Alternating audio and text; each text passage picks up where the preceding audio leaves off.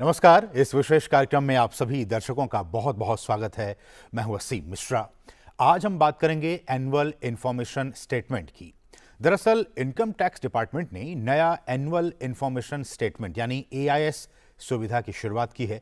इस एआईएस में tax payers की सभी जानकारियां एक साथ मिलेंगी।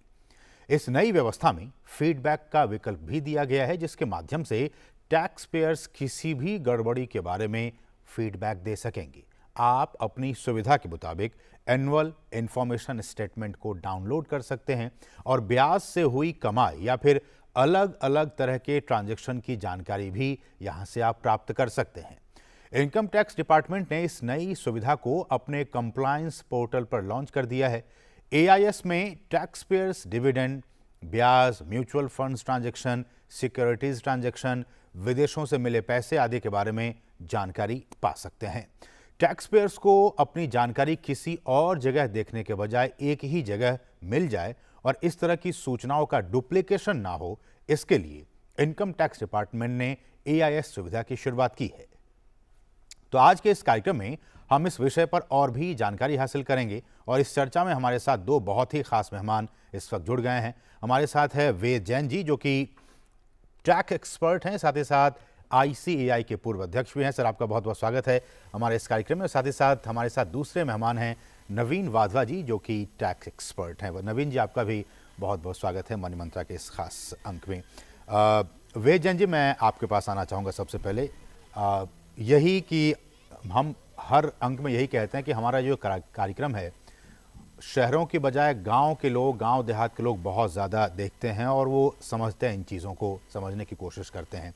उनकी सुविधा के लिए अगर आप बता सकें सर कि ये जो एआईएस सिस्टम है वो है क्या और किस तरह से जो हमारे टैक्स पेयर्स हैं उनके लिए फ़ायदेमंद ये साबित हो रहा है। देखिए, कंप्यूटराइजेशन होने के बाद सरकार के पास और सीबीडीटी और इनकम टैक्स डिपार्टमेंट विभिन्न क्षेत्रों से, विभिन्न स्रोतों से आपके टैक्स पेयर के बारे में इंफॉर्मेशन कलेक्ट करता है जी। आज की डेट में स्टॉक एक्सचेंज के थ्रू और जो फाइनेंशियल इंस्टीट्यूशंस हैं, फाइनेंस कंपनीज हैं और जो रियल एस्टेट की रजिस्ट्रीज और रजिस्ट्रार होते हैं और जो आज की डेट में जहां पे आपका डीमेट अकाउंट है, जो आपके बैंक हैं, वहां से बहुत सारी इंफॉर्मेशन आज इनकम टैक्स डिपार्टमेंट पे आती है। पहले क्या होता था, जब ये इंफॉर्मेशन आती थी और आप अपनी टैक्स की रिटर्न भर देते थे और उसमें मिसमैच होता था, तो फिर सरकार आपको वो केस खोलती थी और आपके ऊपर एलिगेशन रखता था कि आपकी ये इनकम आपने रिपोर्ट नहीं की है और इसके ऊपर आपको जुर्माना या टैक्स जो भी लगेगा। अब क्योंकि ये इंफॉर्मेशन एक रियल टाइम बेसिस पे सरकार के पास या इनकम टैक्स डिपार्टमेंट पे आने लगी है, तो उसी बात को ध्यान में रखते हुए सरकार कहा कि भाई हम आपकी आयकर विवरणी भरने से पहले ही आपके बारे में सारी इंफॉर्मेशन आपके पोर्टल पे, यानी एआईएस जिसे कहते हैं एनुअल इंफॉर्मेशन स्टेटमेंट है, उस पर आपके डाल देंगे और आप अपनी आयकर की विवरणी भरने से पहले इस सबको वेरीफाई कर लें और देख लें और देख के उसके बेसिस पे ही अपनी टैक्स की रिटर्न भरें। अगर आपको कोई ब्याज की इनकम आई है किसी बैंक से या किसी और जहां से, कोई आपको किसी कंपनी में निवेश किया है, उससे आपको कोई डिविडेंड मिला है, कोई आपने यूनिट्स खरीदे वो हुआ है, कोई कहीं से प्रॉपर्टी की रेंट की इनकम आई है उसके बारे में कोई हुआ है, तो वो इनकम छूट नहीं जाए, तो वो आपको सारी इंफॉर्मेशन दे देंगे। तो ये इंफॉर्मेशन वो आज की डेट में पोर्टल पे डालते हैं। जब ये इंफॉर्मेशन पोर्टल पे डलने लगी और एआई इसमें आने लगी, तो एक सवाल और आया इस बारे में कि कुछ ऐसी इंफॉर्मेशन भी आती है जो उस व्यक्ति से, जो उस टैक्स पेयर से संबंधित नहीं होती, या उस इंफॉर्मेशन में कोई ऐसी त्रुटि या गलती नजर आती है जिससे लगता है कि ये इंफॉर्मेशन नहीं है। जैसे आपने ब्याज की इनकम दिखाई, कोई 1,200 रुपए जो आपकी बनती है पोर्टल पे, हो सकता है वो 2,400 अपीयर हो रही हो या किसी और का गलती से आ गया हो। तो उसके लिए अब सरकार ने एक सुविधा दी है कि भाई इनकम टैक्स डिपार्टमेंट ने, कि आप उसको जाके अपने ग्रीवेंस को और उसको जाके करेक्ट भी करा सकते हैं और एनुअल इंफॉर्मेशन स्टेटमेंट को ठीक भी कर सकते हैं। तो ये कंप्यूटराइजेशन का और एक प्रोएक्टिव ट्रांसपेरेंसी बढ़ाने के लिए, आज की डिस्क्रिप्शन को खत्म करने के लिए एक बहुत अच्छा वर्किंग की है। इससे क्या होगा कि जो एक टैक्स पेयर कह रहा है और जो इनकम टैक्स डिपार्टमेंट पे डाटा, उसका कंप्लीट रिकंसिलिएशन हो जाएगा और कोई कॉन्फ्लिक्ट नहीं रहेगा कि आपकी इनकम कितनी है और करेक्ट इनकम कितनी है, कितनी आपने दिखाई है। तो रिटर्न भरने से पहले, अपनी आपकी आयकर विवरणी भरने से पहले आपको सारा डाटा मिलेगा उसको ठीक कराने की सुविधा मिलेगी और ठीक कराने के बाद आप अपनी रिटर्न भरेंगे, ताकि आपको रिटर्न भरने के बाद आपसे सवाल जवाब कम से कम और ना, या तो नहीं होंगे और होंगे तो बहुत कम से कम होंगे। तो ये सारी प्रक्रिया इस प्रकार से सरकार सेट की गई। ठीक है सर, हमारे साथ एक कॉलर भी हमारे साथ जुड़ गए हैं। हमारे साथ बीके ठाकुर जी हैं, जो कि इस वक्त बिहार के छपरा से हमारे साथ फोन लाइन पे मौजूद हैं। ठाकुर जी, आपका बहुत बहुत स्वागत है इस कार्यक्रम में, आप अपना सवाल पूछ सकते हैं। जी नमस्ते नमस्कार सर। एक्चुअली एक बार हमने न्यूज में सुना था कि जो अपने सेविंग को कोरोना एक्सपेंडिचर पे खर्च करें ट्रीटमेंट के लिए, और अप टू 10 लाख उस पे टैक्स नहीं लगेगा। लेकिन मैं ट्रीट किया उसको, और उसे हमने जो क्लेम किया, हमें 3,66,000 रुपए उसके मिले, जबकि खर्च तो 10 लाख हुए थे। अपने सेविंग से मैंने खर्च किया, उस पर 30% टैक्स कटा है। तो ये क्या है इसका, थोड़ा मुझे सोल्यूशन कुछ है क्या इसका? ठीक है, वेद जैन जी, अगर आप रिस्पॉन्ड कर सकें। देखिए क्या है कि जो आपको पेमेंट हुई है, अब ये मुझे नहीं पता कि 30% टैक्स क्यों काटा है, टैक्स एट सोर्स कटा है आपको।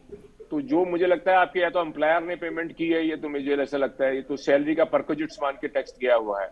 तो जो एम्प्लॉयर आपको पेमेंट करता है वो तो परक्विजिट्स माना ही जाएगा और उस पर टैक्स कटेगा। और जो आपको उसके छूट मिलती है, डिडक्शन मिलेगी, वो आपको अपनी टैक्स रिटर्न में मिलती है। तो मुझे नहीं लगा कि जो आपके फैक्ट्स है कि आपको 10 लाख में 3,30% टैक्स कटा है, उसके कैसे वर्किंग की है। हो सकता है कि आपके केस में शायद थोड़ा सा कहीं ना कहीं कोई वो लग रहा है कि वो है, पूरे फैक्ट्स नहीं है, तो उसमें चेक करने की जरूरत है। जो एम्प्लॉयर से मिलता है वो आपकी एक सैलरी इनकम है, वो परकेजिट है, वो टैक्स है। जो छूट लेंगे वो एक अलग बात है।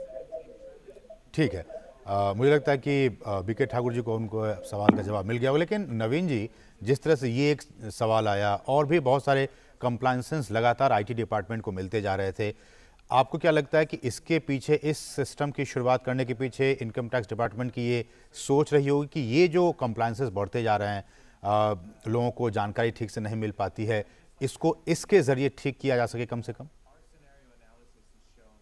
जो ये रिक्वायरमेंट एआईएस की है, इसकी शुरुआत तो काफी टाइम पहले 26 एस की फॉर्म में शुरू हो गई थी। खैर, जैन सर ने बहुत डिटेल में समझाया भी है कि एआईएस काम कैसे करता है। लेकिन अगर मैं दूसरा एस्पेक्ट इसका टच करना चाहूँ, 26 एएस कुछ सालों पहले शुरुआत हुई थी। तो इससे पहले जो डिपार्टमेंट का जो सोचना था कि ये जो इंफॉर्मेशन डिपार्टमेंट के पास है वो टैक्स पेयर को नहीं बतानी चाहिए। कम से कम जो इंफॉर्मेशन वो फाइल कर रहा है और जो इंफॉर्मेशन डिपार्टमेंट के पास है, अगर दोनों मैच हो जाती हैं तो हमें कम से कम इस बात की तसल्ली है कि जो टैक्स पेयर है वो ईमानदार टैक्स पेयर है। लेकिन ये सोच बाद में गलत साबित हुई, जैसे 26 एस आया। और कुछ लोग इंटेंशनली ऐसी एरर नहीं कर रहे हैं। अगर मेरे कोई, जैसे सेविंग बैंक अकाउंट के इंटरेस्ट की हम लोग बात करें, अगर मैंने इंफॉर्मेशन मेरे पास अवेलेबल है, रेडिली अवेलेबल है, तो मेरे लिए बड़ा आसान है कि मैं अपनी रिटर्न के अंदर फाइल कर पाऊंगा। और आप समझते हैं कि इंडियंस की मेंटालिटी की लास्ट मोमेंट पे रिटर्न फाइल करते हैं, हम लोग टाइम पे रिटर्न फाइल नहीं करते। अगर ये सारी इंफॉर्मेशन रेडिली मेरे पास अवेलेबल है इस वक्त, जो कि पहले 26 एएस था, और जब एनुअल इंफॉर्मेशन स्टेटमेंट बन चुका है, तो एआईएस जो आपका सिर्फ टैक्स पासबुक नहीं है, अभी आपकी सारी फाइनेंशियल ट्रांजैक्शन, अभी आज के डेट में लगभग 19 ट्रांजैक्शन है जो आपकी एआईएस के अंदर कैप्चर होती हैं। 16 तो आपकी हाई वैल्यू ट्रांजैक्शंस हैं, एक आपका डिविडेंड इनकम है, एक इंटरेस्ट इनकम, और एक आपका कैपिटल गेन इनकम है। कैपिटल गेन स्पेसिफिकली शेयर्स और म्यूचुअल फंड से। अगर ये सारी की सारी इंफॉर्मेशन आपके 26 एएस में फॉर्म एआईएस के अंदर अवेलेबल है, और वो सारी इंफॉर्मेशन आपकी रिटर्न में ऑटोमेटिकली फिल की जा रही है, तो एज ए एसएससी आपके लिए बड़ा आसान है ये इंश्योर कर पाना कि आप अपनी जितनी भी इनकम फाइल कर रहे हैं वो बिल्कुल अप्रोप्रिएट है, आप कोई भी इनकम हाइड नहीं कर रहे हैं। और डिपार्टमेंट के लिए भी बड़ा आसान है कि जो इनकम, जो इंफॉर्मेशन उनके पास है और जो इंफॉर्मेशन आपने फाइल करी है, अगर दोनों मैच कर रही है तो आपकी रिटर्न भी क्विकली फाइल हो रही है, आपकी रिटर्न भी क्विकली प्रोसेस भी हो रहा है, आपका रिफंड भी इमीडिएटली आ रहा है। अगर मैं आपको एक छोटा सा एग्जांपल दूं, मैंने 3 दिन पहले अपनी एक रिटर्न फाइल की, और आप बिलीव करेंगे विद इन 1 आवर मेरी रिटर्न प्रोसेस भी हो गई। उसमें खैर कोई रिफंड नहीं था, कोई डिविडेंड नहीं था। 1 घंटे के अंदर ही रिटर्न मेरी प्रोसेस भी होगी, एंड मुझे मुश्किल से 10 मिनट लगा रिटर्न फाइल करने में, और रिटर्न को प्रोसेस करने में 1 घंटा लगा। तो इसे फास्ट डिपार्टमेंट काम कर पाया बिकॉज ऑफ एआईएस। ठीक है, बने रहे हमारे साथ एक कॉलर भी इस वक्त जुड़ गए हैं। हमारे साथ हैं विवेक जी, जो कि इस वक्त मध्य प्रदेश के रायसेन से जुड़ गए हैं। विवेक जी, आपका स्वागत है मॉर्निंग मंत्रा में, आप अपना सवाल पूछ सकते हैं। नमस्कार सर। नमस्कार। सर, मैं एक किसान परिवार से हूँ। मैं लगभग 16-17 से आईटीआर जमा करता हूँ सर। तो पहले आईटीआर जो है 4 करते थे, फिर अभी 17 और 18 से सर 3 करने लगे हैं। तो सर किसान का क्या रिटर्न होता है? ठीक है, नवीन जी अगर आप बता सकें। आपका जो रिटर्न है एग्रीकल्चरल इनकम पे तो देखिए टैक्स लगता नहीं है। अगर आपकी जो इनकम है वो इनकम एग्रीकल्चरल इनकम के अलावा कोई और इनकम भी आप अर्न कर रहे हैं तो ऐसी सिचुएशन में आपको इसका एक अलग से एक फॉर्मूला होता है। आप अपनी एग्रीकल्चरल इनकम को एक्सम्पशन लिमिट के इनकम में ऐड करते हैं और उसके बाद एक तरीका है जिसके तरीके से आप अपना टैक्स निकालते हैं। अगर आपको टैक्स बनता है तो आपको टैक्स जमा करना पड़ेगा और आपको अपनी रिटर्न भी फाइल करनी पड़ेगी। आप अगर सिर्फ एग्रीकल्चरल इनकम आप अर्न कर रहे हैं तो आपको कोई टैक्स पे करने की रिक्वायरमेंट नहीं है। ठीक है, समझ गए होंगे विवेक जी कि अगर आप एग्रीकल्चर से कोई इनकम प्राप्त कर रहे हैं तो उस पर कोई टैक्स देने की ज़रूरत नहीं है। लेकिन नवीन जी आप ही की बातों को मैं आगे बढ़ाते हुए कि बहुत से लोग ये कह रहे थे कि देखिए हमें सही इन्फॉर्मेशन देने की कोई ज़रूरत नहीं है, आप उतनी इन्फॉर्मेशन दीजिए जिसमें कि आपका भला हो और आपको उसमें रिटर्न मिल सके। क्या इसके ज़रिए टैक्स चोरी को रोका जा सकता है? इस इंफॉर्मेशन सिस्टम के ज़रिए सरकार इसको लेके क्या डेटा है कि इसको जब ये शुरुआत की है तो इसके ज़रिए जो लोग टैक्स चोरी करते हैं उस पर किसी तरह की नकेल कसी जा सकेगी क्या? बिल्कुल। पहली बात तो ना डिपार्टमेंट गवर्नमेंट ये सोच के चलती है कि जो हमारे टैक्स पेयर हैं वो जनरली ऑनेस्ट टैक्स पेयर्स हैं। जी, इस एआईएस से हम लोग ऑनेस्ट टैक्स पेयर्स को भी कंफर्ट दे रहे हैं और डिसऑनेस्ट टैक्स पेयर को भी पकड़ सकते हैं। कैसे पकड़ सकते हैं? अगर हम लोग ऑनेस्ट टैक्स पेयर की बात करें, बहुत सिनेरियो में मैंने अभी भी पहले भी ये बात तो बोली थी कि कई सारी ऐसी इनकम होती है, पूरे 365 दिन का ब्यौरा रखना बड़ा आसान नहीं होता।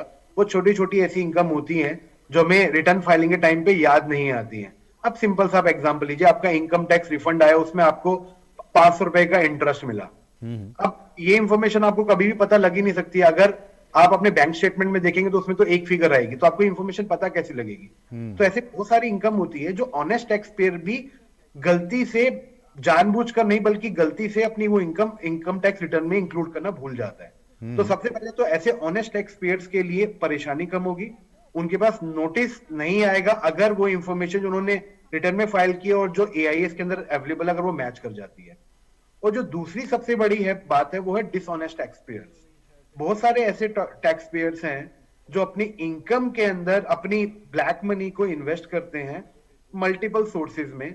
अगर उसका पैसा, उससे कुछ उनको इनकम अर्न की जा रही है और डिपार्टमेंट के पास वो इंफॉर्मेशन अवेलेबल है तो डेफिनेटली ऐसे केस में डिसऑनेस्ट टैक्स पेयर्स को पकड़ा जाएगा। लेकिन आज की डेट में जितने भी हमारे केवाईसी नॉर्म्स हैं, अभी जितनी भी इंफॉर्मेशन हम लोगों को रिपोर्ट करनी पड़ती है, अगर हम लोग एक लैंड और बिल्डिंग को छोड़ दें तो बाकी सारे केसेस में जितने भी बैंकिंग चैनल्स हैं या इंश्योरेंस है या क्रेडिट कार्ड्स हैं, वहां पे प्रॉपर्ली केवाईसी होता ही होता है। कैश ट्रांजैक्शंस पे ऑलरेडी बैंक काफी रेस्ट्रिक्शंस लगा चुकी हैं, लेकिन इसके बावजूद भी, जैसे मैं अपने क्रेडिट कार्ड की पेमेंट मैंने कैश में करी है, राइट, मैंने अगर कोई शेयर्स मैंने कैश में एक्वायर करे हैं, ऐसे मैंने कैश डिपॉजिट किया अपने बैंक अकाउंट में 10 लाख से ऊपर, तो सारी की सारी इंफॉर्मेशन बैंक के पास जाती जाती है और वो सारी इंफॉर्मेशन एआईएस में आपकी अवेलेबल हो ही जाती है। तो ऐसे केस में जो डिसऑनेस्ट टैक्स पेयर है वो वैसे ही इतना समझदार हो चुका है कि मुझे कैश कितना डिपॉजिट करना है बैंक में। बिल्कुल। असली नकेल तब कसी जाएगी डिसऑनेस्ट टैक्स पेयर्स के ऊपर जब इन ट्रांजैक्शंस के अलावा ऐसी ट्रांजैक्शंस को भी कैप्चर किया जाए, जैसा कि बीच में सुनने में आया था कि डिपार्टमेंट प्लान कर रहा है कि अगर आपने होटल में स्टे किया है, एक थ्रेशोल्ड से आपने ज्यादा पेमेंट किया है, आपने कोई ट्रैवल किया है, बिजनेस क्लास में ट्रैवल किया, अगर ऐसी इंफॉर्मेशन कैप्चर होने लगेगी एआईएस में तो बिल्कुल ब्लैक मनी पे काफी बड़ा नकेल कसा जा सके। बिल्कुल बिल्कुल, बहुत अच्छी बात आपने कही। हमारे साथ एक और कॉलर जुड़ गए हैं, हमारे साथ संजीव जी हैं जो कि इस वक्त रांची से फोन लाइन पर मौजूद हैं। संजीव जी गुड मॉर्निंग, आपका स्वागत है इस कार्यक्रम में, आप अपना सवाल पूछ सकते हैं। नमस्कार। नमस्कार सर, पूछिए संजीव जी।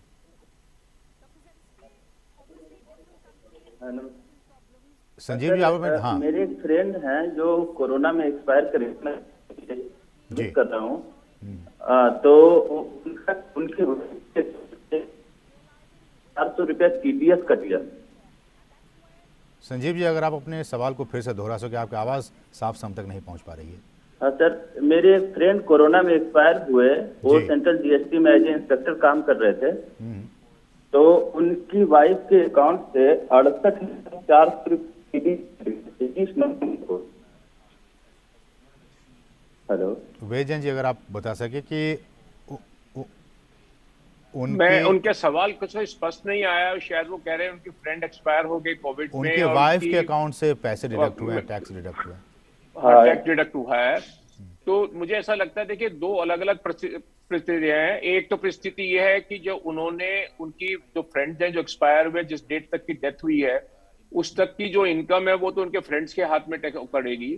और मुझे लगता है कि उनके कुछ पैसे मिले हैं उनको और जिसके ऊपर कोई टैक्स कटा हुआ है, कुछ अगर ऐसी परिस्थिति है तो इनकी फ्रेंड्स की वाइफ जो टैक्स की अपनी रिटर्न भरेंगी तो उनकी फ्रेंड्स की जो इनकम बनती थी जिस डेट तक जो डेथ हुई है उस रिटर्न पे ऊपर जो भी इनकम बनती है और उसका टैक्स कैलकुलेट करके और जो टैक्स कटा है उसका वो रिफंड मांग सकते हैं अगर वो ज्यादा कटा हुआ है तो। लेकिन जिस डेट को डेथ हो गई है और उसके बाद जो 31 मार्च तक की इनकम है वो इनकी फ्रेंड्स की वाइफ के हाथ में असेस होगी और वो इस इनकम के ऊपर जो भी अगर वो उसका टैक्स बनता है और उसके बाद जो टैक्स कटा है, क्योंकि ये नहीं पता कि वो इनकम का नेचर क्या है जिसके ऊपर टैक्स कटा है। अगर सैलरी की इनकम है तो वो एम्प्लॉयर ने काटा होगा, कोई इंटरेस्ट की इनकम है तो वो इंटरेस्ट वाले बैंक ने काटा होगा या जिसने भी दिया है उसके ऊपर। तो वो एक टीडीएस है, उसका क्रेडिट मिलता है, रिटर्न भरेंगे तो उसका क्रेडिट मिल जाएगा और जो टैक्स पेबल है और जो टैक्स दिया है उसमें जो डिफरेंस है वो वापसी आ जाएगा। सर उनका ये भी सवाल है कि उनके वाइफ को जो कंपेंसेशन मिला उसमें से टैक्स डिडक्ट हुआ है। कंपनसेशन पे नॉर्मली जो डेथ के टाइम पे आता है वो नहीं मिलता है, देख कोई परिस्थिति होगी, वरना नॉर्मली जो कंपनसेशन मिलता है डेथ की वजह से जो कंपनसेशन मिलता है इनकम टैक्स में उसकी छूट है के नाम की, जो डेथ के नाम की मिलती है। वन टाइम जो पेमेंट एम्प्लॉयर करता है उसके नाम का एक सर्कुलर है। अगर ऐसी बात है कि वन टाइम पेमेंट की है डेथ के बाद में तो अगर वो टैक्स काट भी लिया है एम्प्लॉयर ने तो ये अगर उनकी वाइफ उनके रिटर्न भर दें और उस रिफंड को क्लेम कर सकती है, क्योंकि एक बोर्ड का बहुत पुराना सर्कुलर है इस बारे में कि compensation at to the deceased employ one time not a regular payment, वो एग्जेम्पशन है एक सर्कुलर के अंदर। ठीक है, उम्मीद करता हूँ संजीव जी। एक बात ऐड करना चाहूंगा मैं। जी बताइए सर। ऐड करना चाहूंगा, जैन साहब ने जो डिस्कशन किया वो एक्स ग्रेशिया का जो एम्प्लॉयर आपको पे करता है उसमें बिल्कुल टैक्स नहीं करता। लेकिन अगर अदर देन एम्प्लॉयर आपको कोई भी आपके फ्रेंड्स या आपका कोई लोकल अथॉरिटी या गवर्नमेंट आपको किसी तरीके का कंपनसेशन देती है कोविड में डेथ की वजह से, इस पे भी टैक्स नहीं लगेगा। इस पे भी एक प्रेस रिलीज आ चुकी है, बट उसमें जो भी चेंजेस किए जाएंगे इनकम टैक्स लॉज में, उम्मीद है इस बजट में वो चेंजेस भी लेके आ जाएंगे। उसके बाद उस टैक्स पे भी इससे पहले कॉलर का भी रिक्वायरमेंट थी कि मेरे को कुछ कंपनसेशन मिला उसमें टैक्स कट गया, तो आपको चाहे एम्प्लॉयर दे या कोई और रिलेटिव दे या कोई भी बंदा दे, आपको उसमें कोई टैक्स पे करने की जरूरत नहीं है अगर ये कोविड से रिलेटेड डेथ का कोई कंपनसेशन है। लेकिन इस जानकारी को शेयर तो करनी पड़ेगी सर। ये बिल्कुल जानकारी शेयर करनी पड़ेगी। अगर आपका एम्प्लॉयर है तो आपका एम्प्लॉयर आपकी सैलरी की डिटेल्स में ये बिल्कुल आपको फॉर्म 16 के अंदर भी इंफॉर्मेशन मिल जाएगी कि आपको इस तरीके का एक्स ग्रेशिया पे किया गया है। लेकिन अगर अदर द नॉन एम्प्लॉयर है तो ये इंफॉर्मेशन जरूरी नहीं है आपकी एईएस के अंदर अगर आ रही होगी, ये इंफॉर्मेशन आपको दिखानी पड़ेगी। लेकिन किस सेक्शन में एग्जम्पशन आएगी इसके बारे में अभी कोई क्लैरिटी नहीं है कि मुझे किस सेक्शन में एग्जम्पशन, क्योंकि इनकम टैक्स रिटर्न में सारी एग्जम्प्ट इनकम की डिटेल मुझे डिस्क्लोज करनी होती है। लेकिन अभी तक ये क्लैरिटी नहीं है कि मुझे इस इनकम को किस सेक्शन में एग्जम्पशन क्लेम करना है, और उस पे उम्मीद है प्रेस रिलीज में ये भी डिपार्टमेंट ने क्लैरिफाई किया था कि इस बजट में उसके अंदर एक अमेंडमेंट लेके आएंगे जिससे कि आप एग्जम्पशन आसानी से क्लेम करें। ओके, इसमें एक और बात आ रही है एआई सिस्टम में वेद सर, कि इससे तो कहा जा रहा है कि एक तो सही टैक्स आपकी क्या है उसको आकलन करने में मदद मिलेगी, और इसमें कह रहे हैं कि दो हिस्से हैं। एक तो है कि पहला हिस्सा टैक्स पेयर इंफॉर्मेशन समरी का, जो कि सभी वित्तीय लेन देन की श्रेणीवार जो कुल राशि है उसकी जानकारी देता है, और दूसरा जो हिस्सा है वो है एनुअल इन्फॉर्मेशन स्टेटमेंट का, जिस पर कि हम लोग आज चर्चा कर रहे हैं। अगर आप थोड़ा सा बता सके दर्शकों के लिए कि ये फर्स्ट जो हिस्सा है टैक्स पेयर इंफॉर्मेशन समरी वो, और इसमें डिफरेंशिएशन क्या है? देखिए, टैक्स पेयर इंफॉर्मेशन समरी तो उनकी जो ट्रांजैक्शन जो हुई हैं, जो जरूरी नहीं है कि वो उसके ऊपर टैक्स कटा हो या टैक्स से रिलेटेड हो, यानी कि वो तो टैक्स पेयर इंफॉर्मेशन समरी है कि आपकी ड्यूरिंग द ईयर हमें पता लगा है कि ये ट्रांजैक्शन है। जैसे आपको कोई प्रोफेशनल चार्जेस मिल रहे हैं तो टोटल आपको चार्जेस कितने मिले हैं, आपकी कोई सेल्स की इंफॉर्मेशन आई है तो क्या किया है, और आपने कोई और प्रॉपर्टी की ट्रांजैक्शन की है तो वो ये है ये। और जो एनुअल इंफॉर्मेशन स्टेटमेंट है वो ऑन द बेसिस, एक सेक्शन है 285 जिसके बेसिस पे डिपार्टमेंट कैप्चर करता है, वो आपकी इंफॉर्मेशन शेयर करके लाता है।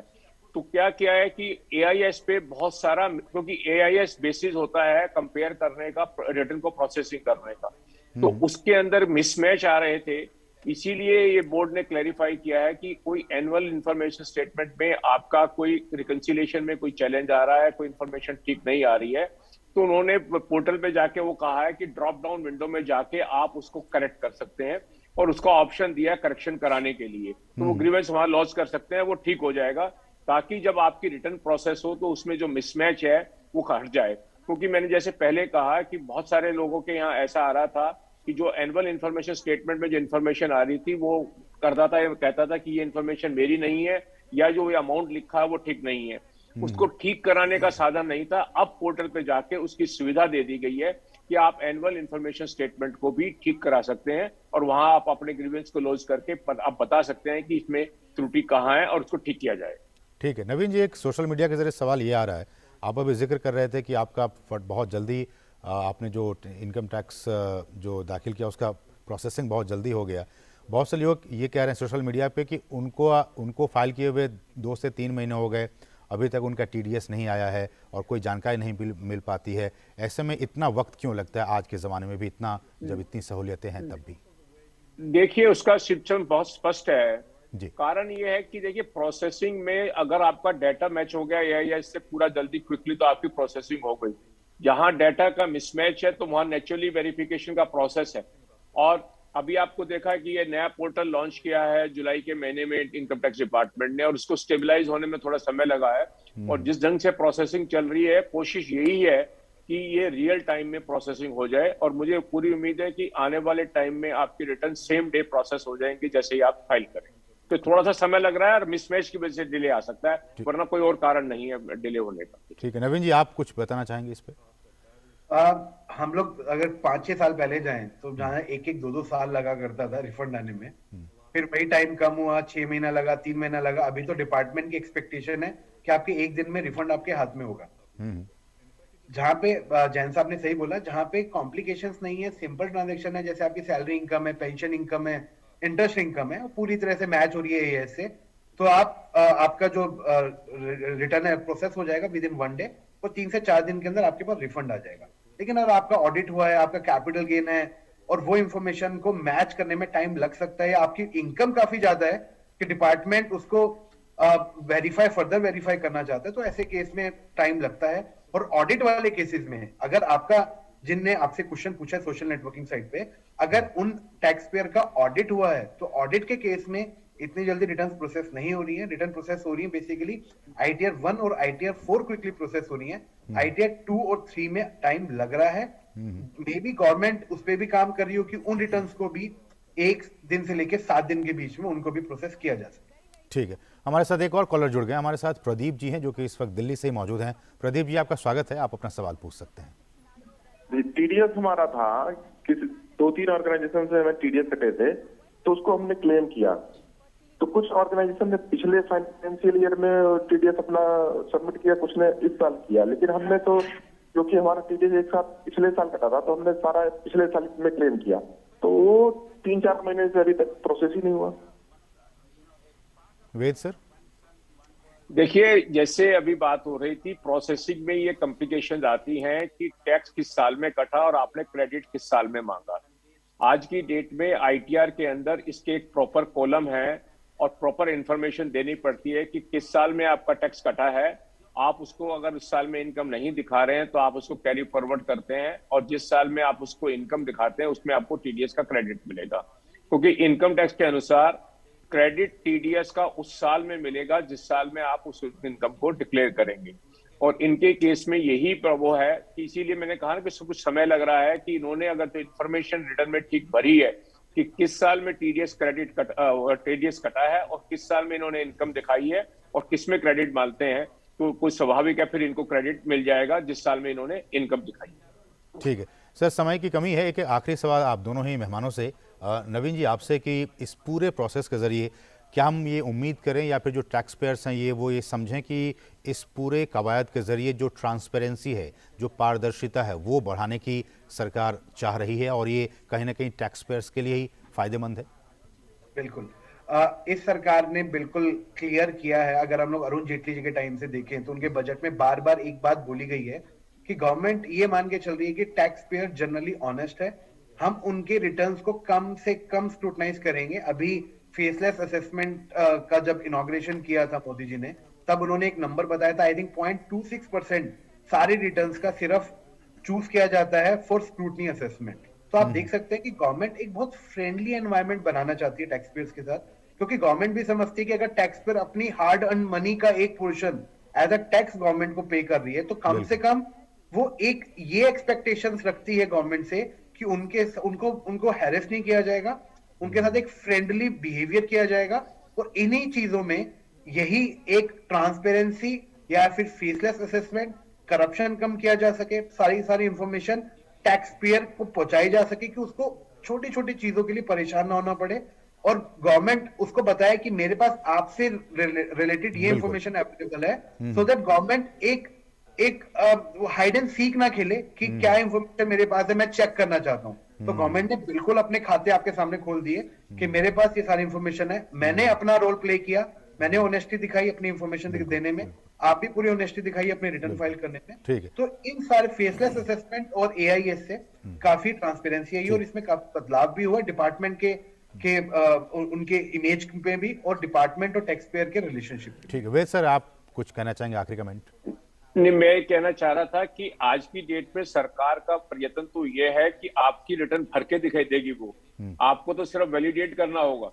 अब आपकी इनकम टैक्स के रिटर्न में इतनी इन्फॉर्मेशन है जो आपके इनकम के बारे में है, वो सारी सरकार आपको रहेगी कि आपके हिसाब में, हमारे हिसाब से आपकी ये आय बनती है, ये बनती है, आप इसको वैलिडेट कर दीजिए, कोई छूट गया है तो आप इसमें ऐड कर दीजिए, और कोई गलती है तो आप इसे डिलीट कर दीजिए। तो सरकार बिल्कुल ट्रांसपेरेंसी दोनों तरफ से लाना चाह रही है, और मेरा ऐसा मानना है कि जिस ढंग से कंप्यूटराइजेशन और जिस ढंग से इंटरनेट की ये वर्किंग चली है और जितनी ट्रांसपेरेंसी आ रही है, तो मेरे ऐसा लगता है कि इंडिया में टैक्स कंप्लायंसेस बढ़ जाएंगे, टैक्स पेयर के ग्रीवेंसेस खत्म हो जाएंगे, ऑटोमेटिक प्रोसेस हो जाएगा। और अभी आप देखिए ना, पिछले सालों में 99% लोगों को घर बैठे सब कुछ मिल गया। आपको घर बैठे ऑनलाइन रिटर्न भरते हैं, ऑनलाइन प्रोसेसिंग होती है, बैंक में ऑनलाइन पैसे आते हैं, तो एक बड़ी भारी सुविधा है। तो ये बहुत अच्छी स्कीम है, और जैसे डेवलप्ड नेशन का होता है, हमारे केस में भी, इंडिया में भी उसी तरह से टैक्स पेयर की एक्सपेक्ट कर सकते हैं कि वही सर्विसेज रहेंगी। बिल्कुल, बहुत बहुत शुक्रिया सर, आप अपना कीमती वक्त निकाले हमारे लिए। वेद जैन जी आपका बहुत बहुत शुक्रिया, और नवीन जी आपका भी बहुत बहुत शुक्रिया इस कार्यक्रम में हमारे साथ जुड़ने के लिए, अपने बहुमूल्य विचार हमारे साथ साझा करने के लिए। तो आज के इस मनी मंत्रा के आज के इस अंग में बस इतना ही। मुझे और हमारी पूरी टीम को दीजिए अनुमति। नमस्कार।